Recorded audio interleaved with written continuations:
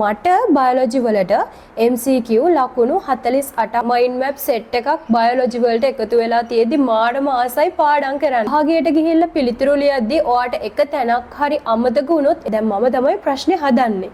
ඔයාට ගණන් කරන්න බැරි තරම් essay ප්‍රමාණයක් ඔයාලගේ එකතු වෙනවා. මගේ MCQ දැනුම මාඩම විදිහට වැඩි වෙනවා.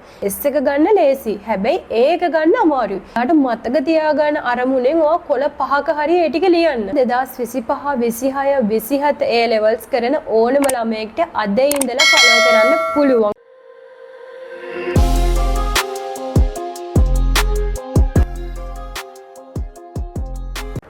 හායි සුබ දවසක් ඔයාලා හැමෝටම. ඔන්න අද වීඩියෝ එකේ මම කතා කරන්නේ බයොලොජි සබ්ජෙක්ට් එක සම්බන්ධව ඔයාලට ඇති වෙලා තියෙන ප්‍රධාන ගැටලු කිහිපයකට විසඳුම්. ඉතින් ගොඩක් අය මගෙන් අහන ප්‍රශ්නයක් තමයි බයොලොජි සබ්ජෙක්ට් එකට ගොඩාක් ලොකු සිලබස් එකක් තියෙනවනේ. ඉතින් මේ දේවල් ඔයා මතක තියාගන්නේ කොහොමද? ඒ වගේම බයොලොජි වල ෂෝට් නෝට්ස් හදන්න පුළුවන්ද? ඉතින් බයොලොජි පාඩම් කරන්න ප්ලෑන් එකක් හැම වෙලේම ගොඩාක් අය මගෙන් අහනවා. ඉතින් මම අද ෂෙයා කරගන්න හිතුවා ඔයාලත් එක්ක මම බයොලොජි වලට ඒකක් ගන්න වැඩ කරපු විදිහ සහ ඔයාලට අලුතෙන් තව ඔයාලගේ වැඩපිළිවෙලට එකතු කරන්න පුළුවන් දේවල්. ඉතින් මේ වීඩියෝ එකත් එක්ක දිගටම රැඳිලා හිටියොත් බයොලොජි සම්බන්ධව ඔයාගේ ඔළුවේ තියෙන ලොකු ගැටලු කිහිපයකට විසඳුම් ලබා ගන්න පුළුවන්. මම කියන විදිහට මේ වැඩපිළිවෙල දිගටම ඔයා කරගෙන ගියොත් ඔයාලට අනිවාර්යයෙන්ම බයොලොජි වලට ඒ සාමාර්ථයක් ලබා ගන්න පුළුවන්. මුලින්ම කියන්න ඕනේ බයොලොජි පේපර් එක හැදිලා තියෙන්නේ බහුවර්ණ ප්‍රශ්න 50කිනුත් ව්‍යුහගත රචනා ප්‍රශ්න 4කිනුත් ඒ වගේම රචනා ප්‍රශ්න 6කින්. ඉතින් මේ පේපර් එකේ ස්ට්‍රක්චර් එක තමයි මම කිව්වේ. ඔයා මේ බයොලොජි පේපර් එකේ මූලිකත්වය දෙන්න ඕනේ MCQ පේපර් එකට. මොකද මම එහෙම කියන්නේ MCQ ලකුණක්. ඔයා MCQ එක ප්‍රශ්නයකට නිවැරදි පිළිතුර මාක් කරොත් ඔයාට ඒ ලැබෙන ලකුණ කෙලින්ම ඔයාගේ ලකුණු 100ට එකතු වෙනවා.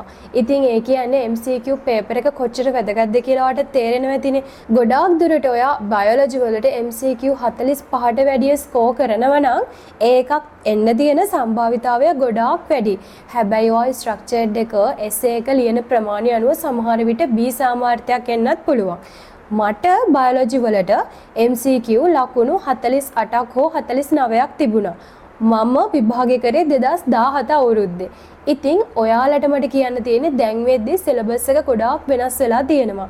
මුලින්ම කියන්න ඕනේ ඔයාලට දැන් තියෙනවා රිසෝස් බුක් එකක්. ඒ රිසෝස් බුක් එකට අනුව තමයි ඔයාලගේ මාකින් ස්කීම් එක හදන්නේ. මට ඔයාලට කියන්න ඕන මේ රිසෝස් බුක් එකේ වැදගත්කම. මොකද මම විභාගය ලිව්ව වර්ෂය 2017. එතකොට අපිට තිබුණේ ටීචර්ස් ගයිඩ් එක. ඒ කියන්නේ ගුරුවත් පොත. අපි ගුරුවත් පොත තමයි මිලදීගෙන ඊට අනුව පාඩම් වැඩ කටයුතු ටික කරගෙන ගියේ. හැබැයි ඒකේ අංග සම්පූර්ණ නෝට් එකක් නැහැ. ඉතින් අපි නෝට් එකක් තනියම හදාගෙන තමයි පාඩම් කරන්නේ. මොකද පාසලේ උගන්වන කොටස් වලට අමතර කොටස් ටියුෂන් ක්ලාස් එකේ දෙනවා. එක ටියුෂන් ක්ලාස් එකකින් අනිත් ටියුෂන් ක්ලාස් එකටත් නෝට් එක වෙනස් වෙනවා. දැන් ඔයාලට එහෙම කිසිම දෙයක් නැහැ. ඔයාලට රිසෝස් බුක් එකට අනුව විතරයි ඔයාලගේ මාකින් ස්කීම් එක හදන්නේ. ඉතින් ඔයාලට තියෙන රිසෝස් බුක් එක පැහැදිලිව ඔයාලා අවබෝධ කරගෙන මතක තබා ගන්න. ඒ වගේම තමයි ගොඩක් අය කරන්නේ බයොලොජි පාඩම් කරනවා කියලා කටපාඩම් කරගන්න එක. මම කියන්නේ කටපාඩම් කරන්න අවශ්‍ය කොටසුත් තියෙනවා. හැබැයි ඔයා ගොඩාක් අවබෝධයකින් මේ සබ්ජෙක්ට් එකට බැහැලා වැඩ කරොත් ඔයාට මේ දේවල් නිකම්ම මතකයට යනවා. ඇත්තටම කියනවා නම් ඔයාලා කටපාඩමින් දෙයක් කරලා විභාගයට ගිහිල්ලා පිළිතුරු ලියද්දී ඔයාට එක තැනක් හරි අමතක වුණොත් එතනින් එහාට ඔයාට පිළිතුර ගලප ගන්න බෑ. එතනින් එහාට ඔයාට ඔක්කොම ටික අමතක වෙලා යනවා. අන්න ඒක තමයි කටපාඩම් කරන එකේ අවාසිය. ඉතින් මේ බයොලොජි වල තියෙනවනේ ඩෙෆිනිෂන්ස්, ඒ කියන්නේ නිර්වචන. ඉතින් මේ නිර්වචනත් ඔයා අවබෝධයෙන් යුතුව මතක තියාගන්නව නම් ඔයාට අවුරුදු කිහිපයක් ගියත් මේ කරුණු කවදාවත්ම අමතක වෙන්නේ නැහැ. උදාහරණයක් විදිහට මම කියන්නම්. මම 2017 එක්සෑම් කරේ. එතකොට දැන් අවුරුදු දැන් මේ 2025 නේ අවුරුදු කීයක්ද කියලා ඔයාලා බලන්න. මට තාම මගේ බයොලොජි වලට ඉගෙන ගත්ත ඩෙෆිනිෂන් සමහර ඒවා තාම මතකයි. ඒ කටපාඩම නිසා නෙමෙයි. මම ඒව අවබෝධයෙන් පාඩම් කරපු නිසා මට ඒවා අද වෙනතුරුත් හොඳින් මතකේ රැඳිලා තියෙනවා. දැන් ගොඩක් අය අහන දෙයක් නේ ෂෝට් නෝට්ස් බයොලොජි වලට හදන්න ඕනේද? මගේ අදහස මම ෂෝට් නෝට්ස් හදලා නැහැ බයොලොජි වලට. මොකද ඒ තියෙන ලොකු නෝට් එක අපිට ෂෝට් කරලා නිකන් හිත හදාගන්න නෝට් එකක් හදාගෙන තේරුමක් නැහැ. මොකද ඒ කරුණු මගේ හැරෙන්න බැහැනේ එසේ ප්‍රශ්නයක් ලියද්දී අපි ඒ තියෙන කරුණු ටික ඒ විදිහටම ලියන්න ඕන. ඉතින් ඒ කරුණු මිස් වෙන්න බෑ. ඉතින් ඔයා එසේ පේපර් එකක් ලියන්න ගත්තම ලියා ගන්න බැහැනේ. ඔයා ෂෝට් නෝට් එකේ තියෙන දේවල් පාඩම් කරොත් ෂෝට් නෝට් එකට ඇත්තටම ෂෝට් කරන්න බෑ. ඒ වගේ ලොකු කරුණු ප්‍රමාණයක් මේ ජීව විද්‍යාව විෂයේ ඇතැම් තැන්වල තියෙන කරුණු කොහොමත්ම ෂෝට් කරන්න බෑ. ඉතින් ඔයාලට ෂෝට් නෝට්ස් මේ විදිහට හදන්න පුළුවන්. ඔයාට පුළුවන් මයින්ඩ් මැප්ස් හදන්න. උදාහරණයක් ඔයාට කාබෝහයිඩ්‍රේට් වල ව්‍යුහය, ඒ වගේම කාබෝහයිඩ්‍රේට් වල කෘත්‍යයන්, ඒ වගේ දේවල් තියෙන පාඩම් වලදී ඔයාට පුළුවන් රූප සටහනක් ඇසුරෙන් ඔයාට මේක ආකර්ෂණීය විදිහට රූප සටහන් මගින් මතකය තබා ගන්න ඔයාට පුළුවන් මයින්ඩ් මැප්ස් හදාගන්න. එතකොට කාබෝහයිඩ්‍රේට් වල ව්‍යුහය සහ කෘත්‍යයන් කිව්වම ඒ දේවල් ඔයාට ගැළපෙන විදිහට රූප සටහනක් හදලා කොටු රවුම් ඒ දේවල් ඇඳලා ඔයාට ලස්සන chart එකක් විදිහට හදාගෙන මතක තියාගන්න පුළුවන්. එතනත් ඔයාට කරුණු අඩු කරන්න බෑ. මොකද කාබෝහයිඩ්‍රේට් වල කෘත්‍යයන් සම්බන්ධව ඔයාගෙන් ෂෝට් නෝට් එකක් හරි අහලා තිබ්බොත් ඔයාට කරුණු අඩුවෙන් ලියන්න බෑනේ. ඔයා සියලුම කරුණු ලියන්න ඕනේ. ඉතින් ඒ වගේ අර ලොකු ඡේද වෙනුවට ඔයාට පුළුවන් ලස්සන මයින්ඩ් මැප් හදාගන්න. ඒ වගේම අනිත් දේ තමයි බයොලොජි වල තියෙනවනේ රූප සටහන් අඳින්න. ගොඩාක් තැන්වලදී රූප සටහන් අඳින්න තියෙනවා. ඉතින් උදාහරණයක් විදිහට හරිත ලවය. හරිත ලවයේ ව්‍යුහය වගේ විභාගකදී ප්‍රශ්නයක් විදිහට අහන්න පුළුවන්. අන්න එතකොට ඔයාලට කරන්න පුළුවන් ඒ ව්‍යුහය ඇඳලා නම් කරන්න. ඉතින් ඔයාට මේ රූපෙ දිහා බලාගෙන කියන්න පුළුවන් නේද හරිත ලවයේ ව්‍යුහය. මේක ද්විපටලමයයි. එතකොට තෛලකොයිඩ සම්බන්ධව, ග්‍රැනා සම්බන්ධව, ඉතින් මේක ඇතුලේ තියෙන විශේෂ ව්‍යුහ තියෙනවා. චක්‍රීය DNA 70 වයස් රයිබෝසෝම් ඔය වගේ ඔයාට ඕක ඇතුලේ රූපෙන් සම්පූර්ණයෙන්ම ඔයාට අර කරුණු ටික රූපෙට ඇතුළත් කරන්න පුළුවන්. එතකොට ඔයාට න්‍යෂ්ටිය, හරිත ලවය, මයිටොකොන්ඩ්‍රියා, එතකොට අන්තප්ලාස්මිය ජාලිකා, ගොල්ගි ඔය හැම දෙයකටම ඔයාට පුළුවන් රූප සටහන් සෙට් එකක් හදලා ඒ කරුණු ටික රූප සටහන් වල ඇතුළත් කරලා 1 2 3 කියලා විදිහට ඔයාට ආවේනික විදිහට මේ රූප සටහන් හදාගන්න. ඔයා හිතන්නකෝ යම්කිසි කරුණක් ඔයාට මේ රූප සටහනට ඇතුළත් කරන්න බැරි වුණොත් ඒ රූප සටහන අයිනකින් ඔයාට පුළුවන් ඒ කරුණ ලියා ගන්න. ඒ කරුණත් එතකොට ඔයාට මිස් වෙන්නේ නැහැ. ඊට පස්සේ කෘත්‍යයන් වලටත් ඔයාට පුළුවන් මේ විදිහටම රූප සටහන් ඇඳලා ඒ අදාළ තැන් වලට ඊතල ගහලා කෘත්‍යයන් ටික ලියා ගන්න. ඉතින් ඔයා ළඟ හරිත ලවයේ ව්‍යුහය කෘත්‍යයන් සම්බන්ධව ලොකු නෝට් එකක් තියෙනව වෙනුවට ඔයා ලස්සනට ඇඳපු රූප සටහනක් ඔයා ළඟ තියෙද්දි බලන්න හිතන සම්භාවිතාවය වැඩි. ඉතින් ඒ නිසා මේ වගේ රූප සටහන් සෙට් එකක් ඔයා එකතු කරගන්න ඕනේ ඔයාගේ පාඩම් වැඩ කටයුතු වලට. එතකොට ඔයා පාඩම් කරලා අවසානයේදී ඔයාට රූප සටහන් සෙට් එකක්, මයින්ඩ් මැප් සෙට් එකක් බයොලොජි වලට එකතු වෙලා තියෙද්දි මාරම ආසයි පාඩම් කරන්න. ඔයා ෆයිල් එකක් අරගෙන ඒ ෆයිල් එකට වෙන වෙනම දාලා තියාගන්න. ඔයා දවසක නැවත හරිත ලවය බලන වෙලාවට ඔයා නෝට් එක බලන්න එපා. ඔයා අර හදපු රූපේ බලන්න. ඒ රූපෙ දිහා බලාගෙන ඔයා බලන්න ඔයාට ඒකේ ව්‍යුහයේ කරුණු ටික, කෘත්‍යයන් ටික මතකද කියලා. එහෙම චෙක් කරලා ඔයාට අමතක වෙච්ච යම්කිසි පොයින්ට් එකක් තියෙනවා නම් ඒ පොයින්ට් එක රතු පෑනකින් ලියා ගන්න. ඉතින් මේ විදිහට තමයි ආකර්ෂණීය විදිහට බයොලොජි එපා නොවෙන්න මම පාඩම් කරේ. ඔයා පාඩම් කරලා අවසානයේදී ඔයාගේ ෆයිල් එකේ තියෙන්නේ මොනවද? අනිවාර්යයෙන්ම තියෙන්න ඕනේ රූප සටහන් ඇසුරෙන් ඔයා ගොඩනගාගත්ත නෝට් එක. ඒ වගේම ඔයා ළඟ තියෙන්න ඕන මයින්ඩ් මැප්ස් ටික. ඔයා හදපු මයින්ඩ් මැප්ස් ටිකත් ඔයා ළඟ තියෙන්න ඕන. ඔන්න ඊට අමතරව මම කිව්වනේ බයොලොජි වල කටපාඩම් කරන්නත් සෙට් එකක් තියෙනවා කියලා. උදාහරණයක් විටමින්ස්. එතකොට අපිට තිබ්බ විදිහට මම කියන්නේ විටමින්ස් තිබ්බයි, විටමින්ස් වල කාර්ය තිබ්බා. ඉතින් ඒව ඌනා වුණොත් ඇතිවන ඌනතා රෝග ලක්ෂණ ඒ දේවල් තිබ්බා. ඊට අමතරව අංශු මාත්‍ර මූලද්‍රව්‍ය, අධිමාත්‍ර මූලද්‍රව්‍ය ඔය දේවල් වල ඊටවන කෘත්‍යයන් ඔය දේවල් අපේ සිලබස් එකේ තිබ්බා. ඔන්න ඔය දේවල් නම් මට අවබෝධයකින් පාඩම් කරගන්න අමාරුයි. මම ඒව කරේ හොඳට මතක තියාගත්තේ කටපාඩම් කරලා. සමහර විටමින් වල කරුණු විටමින් එකේ නම මතක් වෙද්දී ඒ කියන්නේ නම දකිද්දි මතක් වෙනවා. සමහර දේවල් මතක තියාගන්න අපහසුයි. මම ඒවට කරේ chart හැදුවා. වගුවක් හදලා ඒ වගුවට තමයි ඇතුළත් කරේ විටමිනය මොකක්ද? ඒකේ කෘත්‍ය මොකක්ද? ඌනතාවීමෙන් ඇතිවන රෝග ලක්ෂණ මොනවද? ඔන්න ඔය විදිහට වගුවක් හදාගත්තා. ඉතින් ඔයාට ඒ වගු ටිකත් ඔයාගේ මේ පාඩම් කරන වැඩ කරන notes file එකට එකතු කරගන්න පුළුවන්. ඒ මම කතා කරේ ඔයාට පාඩම් කරද්දී පාඩම් මතක තියාගන්න කරන්න පුළුවන් දේවල්. දැන් මම කතා කරන්නම් MCQ ලකුණු 45කට වැඩිය ස්කෝර් කරන්න ඔයා මොන වගේ වැඩපිළිවෙලක්ද අනුගමනය කරන්න ඕනේ කියලා. මූලිකම දේ ඔයාගේ සිලබස් එකට අදාළව තියෙන පේපර් සෙට් එකක් තියෙනවනේ.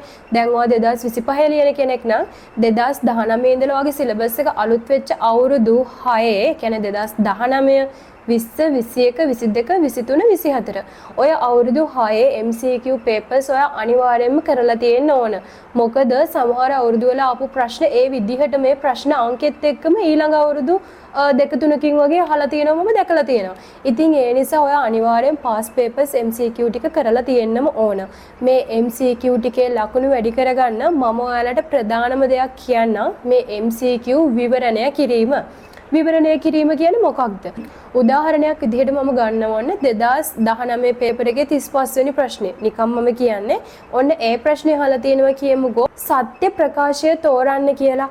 ඉතින් ඔයාගෙන් මේ ප්‍රශ්නේ අහන්නේ සත්‍ය ප්‍රකාශය. ඔයාට පිළිතුරු පහක් තියෙනවා. ඉතින් පිළිතුරු පහෙන් සත්‍ය ප්‍රකාශය අහලා තියෙනවා කියන්නේ ඔතන ප්‍රකාශ හතරක් අසත්‍යයිනේ. ඔයා මේ ප්‍රශ්නෙට පිළිතුරු ලියද්දී සත්‍ය ප්‍රකාශය වගේම අනිත් ප්‍රකාශ අසත්‍ය වෙන්න හේතුවක් දැනගෙන ඉන්න ඕන. එතකොට ඔයාට ඒ ප්‍රශ්නයෙන් විතරක් සිලබස් එකේ යම් කිසි කොටසක් ආවරණය වෙනවා. ඒක ඔයාට එක ප්‍රශ්නයක් දෙකක් කරාට තේරෙන්නේ නැහැ. මේක වෙනම විවරණය කරගෙන යද්දී ඔයාට තේරෙනවා ඔයාගේ MCQ දැනුම මාරම විදිහට වැඩි වෙනවා. මේකෙන් ඔයාට ස්ට්‍රක්චර්ඩ් එසේ එකටත් ලොකු වාසියක් වෙනවා. මම කිව්වට ඔයා අද ඉඳලා මේ වැඩේ කරන්න පටන් ගන්න.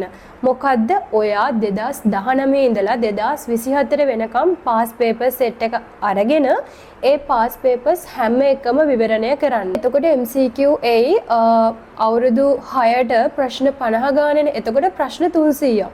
ඔයා මේ MCQ ප්‍රශ්න 300ට විවරණය කරලා බලන්න ඔයාට කොච්චර සිලබස් එක ගැන ලොකු දැනුමක් එනවද කියලා. ඒ වගේම මේ ප්‍රශ්න අහන රටාව. ඒ වගේම මේ එකම වාක්‍ය සමහර විට අවුරුදු කිහිපයක එකම ප්‍රශ්න අංකයට අහලා තියෙන්න පුළුවන්. ඉතින් මේ රටාව ඔයාට දැනගන්න ලැබෙන්නේ ඔයා මේක අනිවාර්යෙන් විවරණය කරොත් විතරයි. ඔයා පේපර්ස් කරලා ඔයාට MCQ 30ක් 40ක් හරි 10ක් වැරදි කියලා වැරදි 10ට උත්තර බලනවට වැඩිය ඔයා කරපු 40 තියෙන හරි ප්‍රකාශ වැරදි ප්‍රකාශ වලත් පූර්ණ අවබෝධයක් ඔයා ලබා ගත්තොත් ඔයාට මේ බයොලොජි වලට ඔයාටම තේරෙනවා ඒකක් ගන්න එක අමාරු නැහැ කියලා. මොකද ඔයා මේ MCQ 300 කරා කියන්නේ ඔයාට පළාත් පේපර්ස් හොයාගෙන ස්කූල් පේපර්ස් හොයාගෙන කරද්දි අර ඔයා විවරණ පොතට ඇතුළත් කරපු කරුණු එහෙම් පිටින්ම සමහර ප්‍රශ්න වලට ඇතුළත් කරලා තියෙනවා. ඉතින් ඔයා මේක කරා කියන්නේ ඔයාගේ MCQ පාස් පේපර්ස් ටික කවර් කළා විතරක් නෙමෙයි සිලබස් එකේ MCQ points ලොකු ප්‍රමාණයක් ආවරණය කරගෙන තියෙනවා. ඉතින් මේ වැඩේ කරොත් ඔයාට අනිවාර්යයෙන්ම MCQ ලකුණු වැඩි කරගන්න ගොඩාක් උදව් වෙනවා. ඔයා ඒ වැඩේ කරන අතරතුර අමතරව ඔයාට පුළුවන් අනුමාන ප්‍රශ්න පත්‍ර වගේ ක්ලාස් වල කරන අනුමාන ප්‍රශ්න පත්‍ර ඒව කරද්දිත් ඔයාට තේරෙයි අන්න අර ප්‍රශ්න පත්‍රේ මෙන්න මේ කොටසේ මෙන්න මේ වාක්‍ය තිබුණා නේද කියලා.